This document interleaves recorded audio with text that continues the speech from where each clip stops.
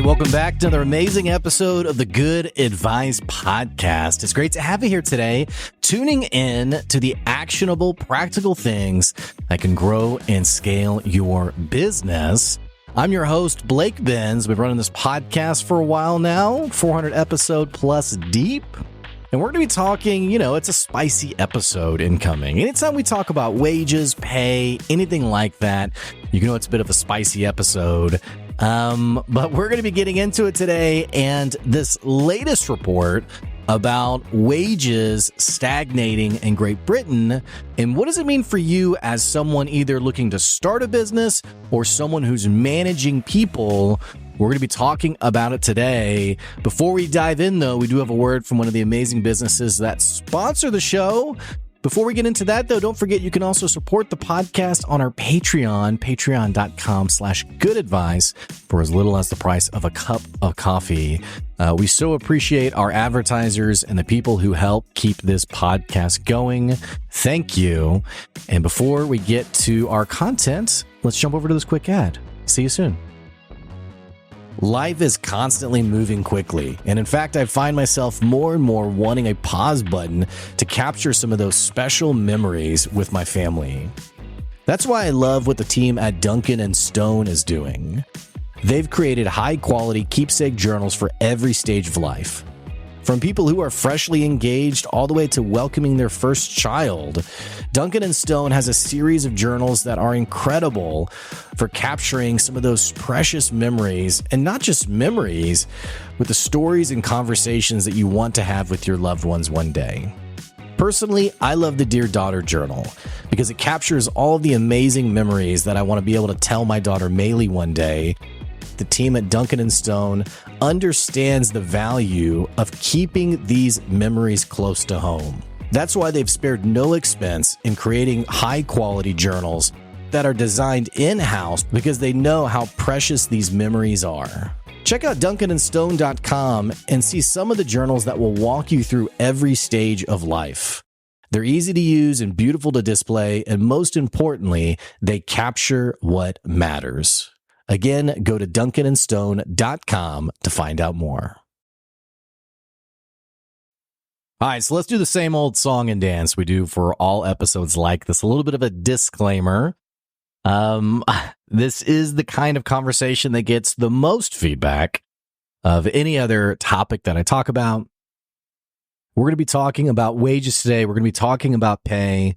We're going to be talking about how much you should be paying your employees and your process for building a long-term sustainable brand. Before we get into that, though, a little bit of a disclaimer. I am not a political person. I have no political agenda. I do not care at all about how you vote, or really in general, I don't even really pay much attention to that kind of stuff anyway. I think that today's world is so highly politically inundated with almost every facet of our lives. Get on social media and you don't have to look far to see someone giving their hottest take, I guess. Me personally, I just don't really get into any of that stuff, and I live a much happier life because of that. So what I'll say is, talking today, we're going to dive into talking about some issues with pay in today's world. Some issues with pay and why I feel like some of the pay disparities that we're seeing is not an economic issue, but that it is a moral issue. I think we are easily witnessing one of the biggest crimes of greed and selfishness and what's in it for me isms, if I can call it that.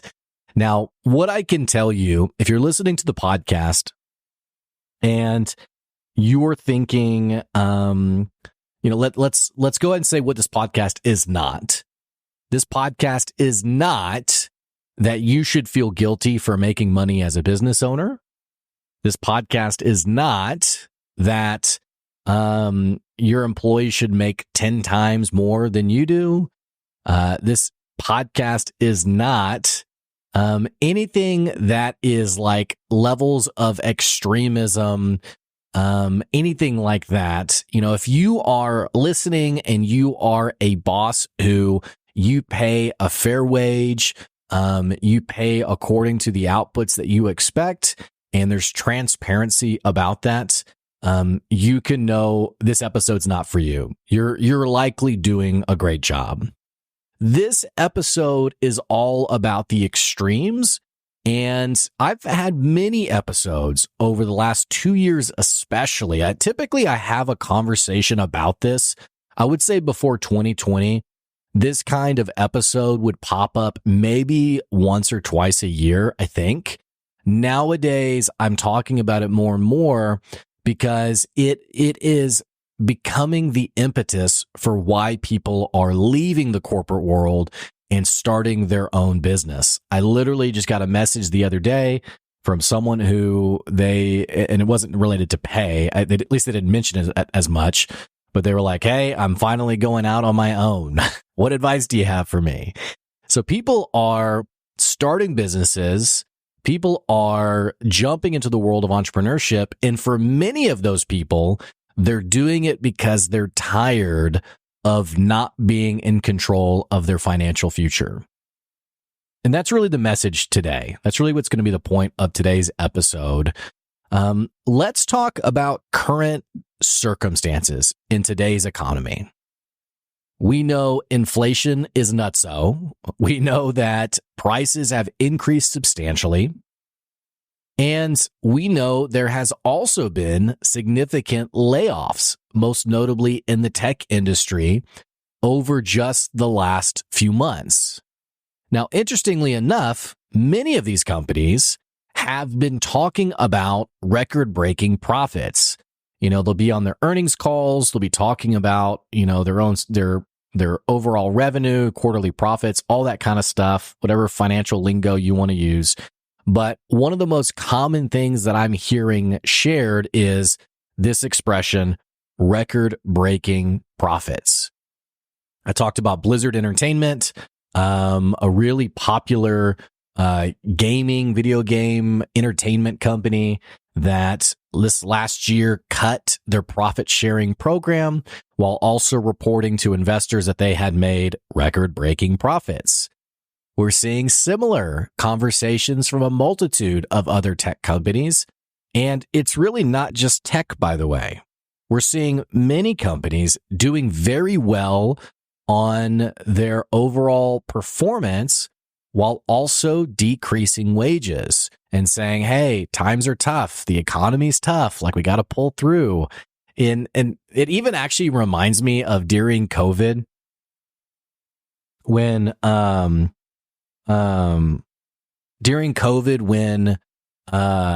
there were businesses that were really struggling and they asked their employees if they'd be willing to withhold their paycheck or gift their paycheck back to the business. Yes, this actually happened. I was shared stories from listeners of the podcast. I was given headlines, companies that, hey, yeah, if you want to donate part of your paycheck back to the business, we'd really appreciate it. And honestly, I think this stuff's pretty sick. I really dislike this kind of stuff. But rather than just keep ranting about this, let's talk about some actual hard facts. So it was reported earlier this week, the stagnating wages in the UK, and that since the 2007-2008 crisis, the global recession, the housing crisis, all that stuff, since then, wages in the UK have stayed about the same. Wages have stayed about the same it'd be 15 plus years now. There was a similar headline that talked about in the last 20 years, wages in Italy have actually decreased by 1%. So understand something here. If wages are about the same and the cost of everything is significantly more, what does that do to our society? What does that do to the average person? I think about home prices, for example. home prices, I mean, we sold our home, I guess about 2 years ago. We benefited from home prices skyrocketing. But home prices in the last, I think, 7-8 years have actually since 2012, so last decade, home prices have over doubled. I think the median home sale in 2012 was around $160,000, and today it's over $340,000. I need to pull a better stat on that, by the way. But the prices have over doubled. So if the cost to buy a home is over 2 times as much, in addition to the prices of groceries, the prices of just doing life, if prices have all increased and you're making the same amount of money, what does that do for you? What does that do for your family? This topic really upsets me. It upsets me because maybe, and you know what, maybe this is the side of me that isn't a good business person. I don't know. Maybe I'm not cutthroat enough to make it in business long term. But it really upsets me to think about basic human dignity. Let me tell you this, actually. This is less a conversation about touchy-feely stuff. I want everyone, I just want everyone to have a great life. I do want that, by the way. But this is less about some non-grounded emotion. When I was a high school teacher, I was working in inner city Houston, 40 kids to a classroom, 40 high school kids to a classroom. It was a lot. Kids with some who had significant, or were significantly behind. Think about an 11th or 12th grader who reads on a 7th grade level. I remember I had a junior, so 17 years old, or that's the typical age. It actually was pretty common. I had people older. I had 20-year-olds in my class when I was 22. So I had a student even from El Salvador, spoke perfect English. Dude did not know basic math. I was a science teacher, and I remember us getting together during lunchtime, and I remember getting on Amazon and buying those simple math flashcards, that shows like 7 + 6, stuff like that. And I remember getting together with this guy and just going through it, being like, okay, let's go through this together. And I wasn't a math teacher. I didn't know the best way to teach it. I was like, hey, this helped me when I was a kid. Let's do this with you. And, as you would expect, he was really good at 5s and 10s, but like anything else, 9 + 7, he was like, ooh, I have no idea. Now, excuse me. The problem with this is, the problems are pretty obvious. This person is set to have some challenges for the remainder of his professional career, just basic math, right? But there was a concept that we learned in teacher education when I was getting my teaching license. It's called Maslow's hierarchy of needs. You can Google this. This is a very basic concept. And essentially, imagine a pyramid, and kind of like a food group pyramid. You can think of it that way. And at the bottom, and this is a representation of the things you need in life. What does an average person need? At the bottom are your basic essentials: food, shelter, and safety. At the top is your need for your work to matter, to create, to live out all your giftings and talents and how you were uniquely made. But to attain those things at the top, it's like a ladder. You need the things at the bottom. And the basic premise of Maslow's hierarchy of needs is that no one is living out their full giftings and skill sets if they're worried about what they're going to eat that day. So from an education standpoint, it was less about like policy and like, should we feed our kids or not? It was more about just recognizing those circumstances. that, hey, we're expecting these children to become these amazing scholars when many of them, I remember I had a student who school started at 7:30 maybe. School started at 7 a.m. This student would get off work at 4 a.m, sleep for 2 hours, come to school, and effectively worked all night as a cook, as a line cook, because he was responsible for his family's rent. Like, he was the breadwinner.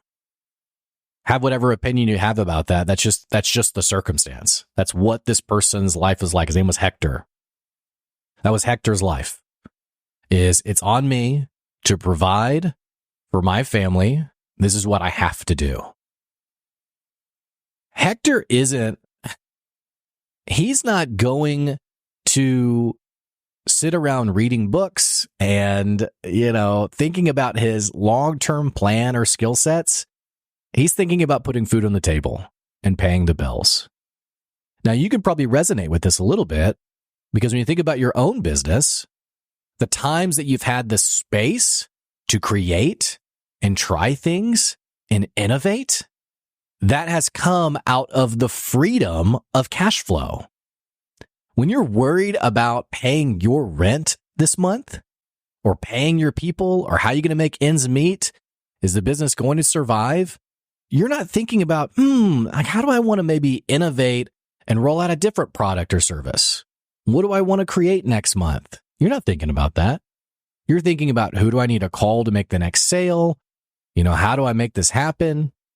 In many cases, you're stressed. You're trying to keep the business afloat. So you've likely lived out this concept in some shape or form.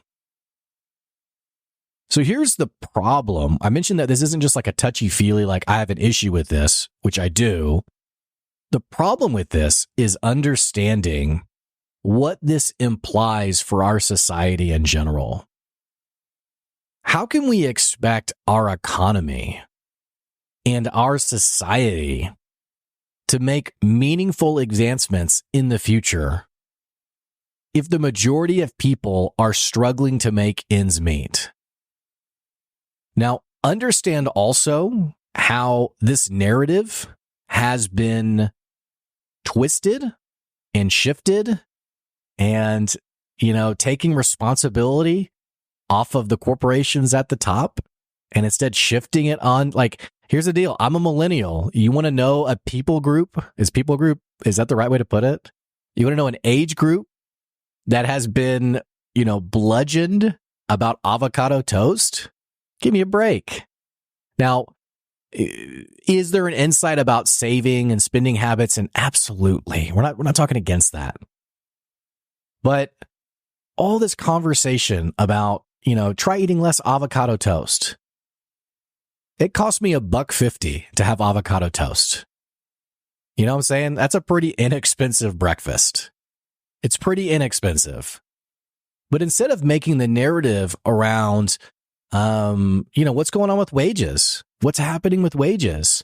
And here's also, this is another reason why I don't get into politics, is like, we can't have these conversations without there being so much affiliated mess with it. Oh, you're just trying to do this, or you mean that. And it's like, no, I don't mean, I'm not ascribing to any ideology. I'm just saying, or any political affiliation. I'm just saying that I think there's a problem if most of Americans can't afford a place to live. That's ultimately what it is. I had a guy call me one time. Maybe it was an email, or I can't remember what it was. Years ago, though. This was like maybe 2018, maybe 2019. This guy had made so much money in his business that he was thinking about what to do with his employees. And he had enough. I think he had 4 or 5 employees. He had enough surplus. I think he had around like $50K surplus. And we were talking, and he was trying to think of a good idea to like reward the employees, like a bonus effectively. And he was like, can I just like split up the $50K and give them all $10K each? And I laughed and was like, yeah. And he was like, am I like allowed to do that? Like, am I supposed to do that? Like, it was so like such an obvious thing was so like, surely we can't do this, right? Because the norm is not that kind of thing. The norm is, oh, no. You don't want to overpay your people. You want to give them a 1 to 3% bonus. Give them a 1 to 3% bonus. Or one of my personal deepest dislikes is the dangling of the carrot of certain incentives that the manager knows they'll never achieve, they'll never accomplish. A good example of this would be the company that does like a 1 to 5 review system. And if you get a 5 out of 5, you get like a 7 or 8% raise. And then the manager says after the fact, well, we don't give anybody 5s because 5s means you're perfect. So no one gets 5s. Well, then it's a disingenuous system. You're falsely trying to motivate people financially for a system that they will never reap the benefit of. It's frankly kind of scummy. It's actually not kind of scummy. It is scummy. It's lying. You're being disingenuous with your employees. At the end of the day, that just is what it is. I had an episode that I put out a long time ago that was something like, don't feel guilty for asking for more money. And understand something. I don't think money is the answer. This isn't a podcast about, hey, be as rich as you can, make as much money as you can. You know, if that was the message, I'd have some pretty slimy ways that I'd be making money myself. It's not about the money. Okay?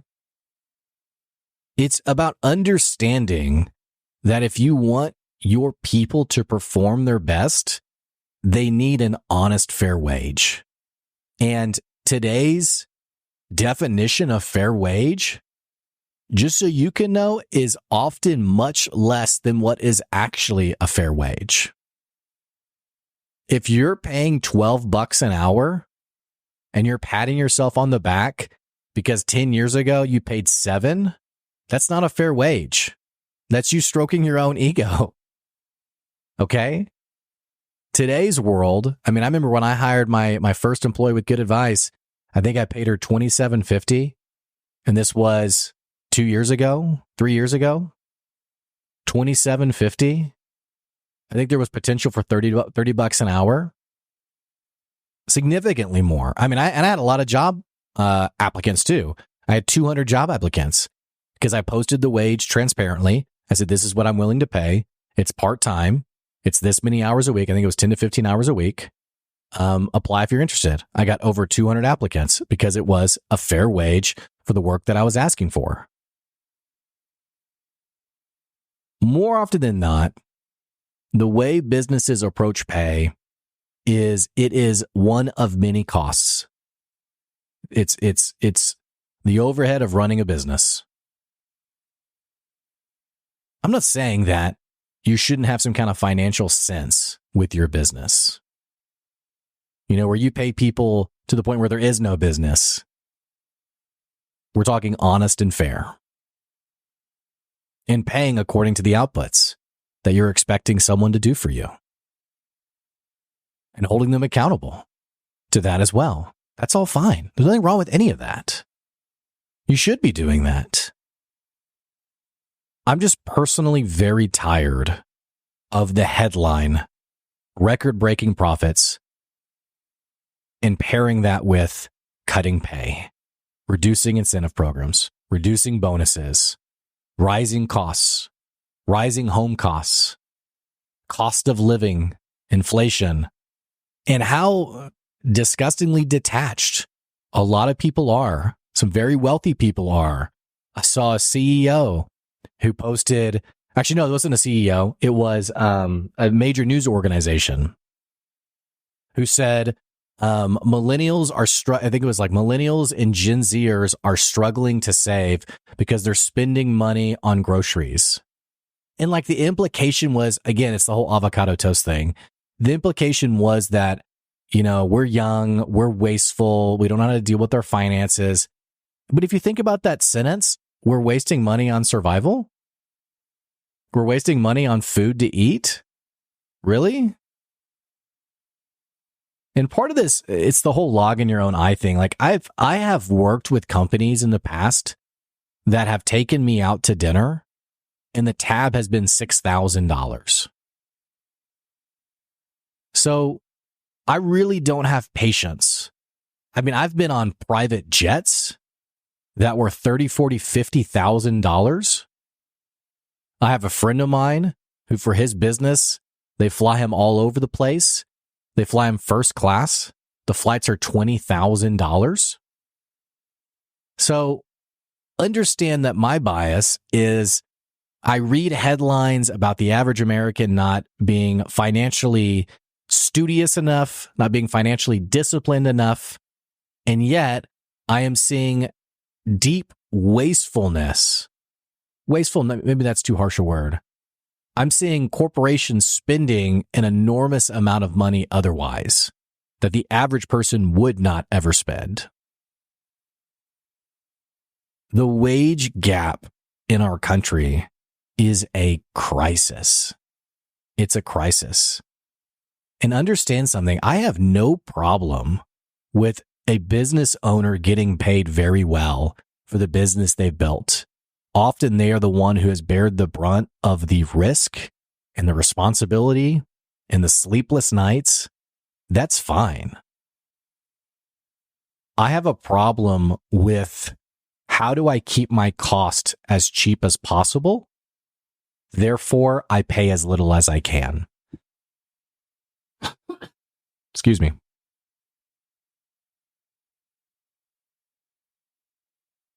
It's a crisis. It is a crisis in our economy today that we don't pay people what we should pay people. And again, if you're listening to this and you pay an honest wage, you pay a fair wage, this isn't for you. This isn't, you know, if the average in your industry is $20 an hour and you pay $25, you're already helping. The message isn't, how dare you pay $25, you should pay $50, and you have no way to keep the lights on because you pay such an inexorbitant amount. You know, we're not talking ditch to ditch. We're talking about why so many people are seeing the value in running their own business, because they're recognizing I get to be in control. Another example of this, think of how many times somebody switches careers and they get paid substantially more. Think about how many stories that either you've experienced or someone you know where they tell the story about they work somewhere for 10 years and they get their little raises, they get their little bonuses, and they work somewhere for 10 years. And then they realize that somebody new who just joined the company is making more money than them. Think about the person who works for a place for a decade, and then they finally court another company, and that company offers $20,000, $30,000, $40,000 more. I had a friend of mine who's a computer programmer who he asked for a raise and it didn't happen. So he decided to leave. And in this conversation of leaving, they basically asked, what number is it going to take to stay? And he said, this is how much I need. And they said, we don't have that in the budget. We can't do that. Well, another company then said, yeah, we can do that. We want you. And offered him that amount, maybe even more. And so he put in his 2 weeks notice and said, yeah, I'm leaving. This company offered me this much. Well, you know what happened? The company then said, hey, we can match that. We want you to stay. So did he stay? Would you stay? Would you stay if the company that told you they don't have it in their budget, and then you put in your 2 weeks notice and they suddenly say, oh, hang on, we can match that. Would you stay there? This guy didn't, because he was so offended at, how can you tell me that we don't have it in the budget? And then now that I'm leaving, you suddenly do. Something isn't honest about that. Understand that this is how businesses operate. Businesses operate to increase their own value while exchanging a good or service for your dollar. Nothing immoral about that. That is what it is. And in doing so, even the most well-meaning businesses They are looking to increase their own value. Again, nothing wrong with that. So understand something, that your financial prosperity is not part of that business's mission statement. Or rather, I should say, it is only part of a rare few. I think of St. John's Properties. I covered them back in 2017, maybe 2018, real estate company. They did extremely well, and they paid out their employees significant bonuses. Some people got $50,000 bonuses. It's the exception, not the norm. That's a company that understands the value of its people. You can know that's a company that's not going to be losing people quickly. So, where do we go from here? If you're listening and you're thinking about starting your own business, you can know it's the hardest thing you will ever do. It is the hardest thing you will ever do. But at least you'll be in control of your finances. At least you'll be in control of your future. And if you're running a business and you're managing people, do right by your people. Do right by your people, and pause to make sure that your approach to pay is not a cultural thing, but that it is a right thing. I say cultural thing because lower wages, you can know it's partly an American thing. It is partly an American thing. You go to Germany, Germany pays very well. I had a friend of mine, I talked about this company out of Germany. It's existed for over 100 years. And the founder of the company, his whole motto was, I have done extremely well. I've become wealthy not because I pay my people so little, but because I pay them so much. And that's the concept. When you pay your people well, they're happier, they're engaged, they'll continue to work with you, they'll give more than you could ever ask for. It's the right way to do business. I'm telling you, it's the right way to do business. And I think we need to be able to have this conversation more. I roll my eyes at all of the headlines that are designed to disassociate well-being with finances. I get annoyed at so many headlines that are designed to remove blame from business owners who are continuing these wages versus people. It's the stop eating avocado toast thing. Or I saw a video yesterday. This person was like a TED Talk or something. And the whole video, my eyes rolled to the back of my head. The whole video was, your employees don't want $5,000 more dollars. What they really want is what you as a good boss need to get to the bottom of. Is it, if an employee comes and asks for $5,000 more dollars, ask them why. Ask them what they want to use it for. Okay, they want to use it to, and here's how the story went. The employee says, well, I want to take my family on vacation. I want to go to Disney World, or I want to go do this. So really, it's not the $5,000 that they want. It's more time with the family. That's what they really care about. So give them more time off. And I don't necessarily fault this person. I kind of get it. It's like, hey, you're being an active leader. You're tuning in and honing in on what your people care about. But I couldn't help just kind of sigh and be like, can't we just do both? Can't we just financially take care of our people and give them the quality of life that we want them to have? Again, thinking back to that Maslow's hierarchy of needs, if we want people to be their best form of themselves, we need to help take care of their basic needs. That's really all it is. It's not charity. It's about honest, fair wages according to what someone does for our business. Let's stop doing these tired narratives. They don't really want more money. Yes, they do. Yes, they do. For most of your employees, they just want more money. And it's not anything immoral or wrong about that. I want to make more money. I do. It's not because I'm money grubbing, selfish, greedy, or what have you. It's because I know all the doors that open as my financial constraints become looser. I know the more people I can bless, the more things that I can do, the opportunities that I can use to help people, all of that comes with more financial well-being. So if you work for someone who's putting you on that 1% increase every year, you might think of another job. See what else is out there, how someone else might pay you more. If you manage people, pay them well. Pay them what is honest and fair. And it will do better for your business. Do I think this episode's going to make a worldwide difference? No. But I hope for the few of you listening that it causes you to hone in on the dignity of your people, to do the right thing, and treat them well. Hey, that's today's episode today. I always feel like I need to apologize whenever we have an episode like this, just because I'm telling you, I will hear nothing about the podcast for weeks. And then I put an episode like this and I have people who text me or email and, anyway, I love that you're all so engaged though. All that to say, hey, thanks for listening. Thanks for letting me share my take on this kind of stuff. And I'm open to what you think as well.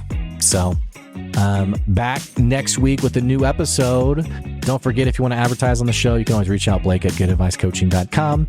Don't forget our Patreon, patreon.com/goodadvice. And if you're loving the podcast, don't forget, you can always leave us a review. Thank you guys so much. That's today's Good Advice. We'll catch you later. See ya.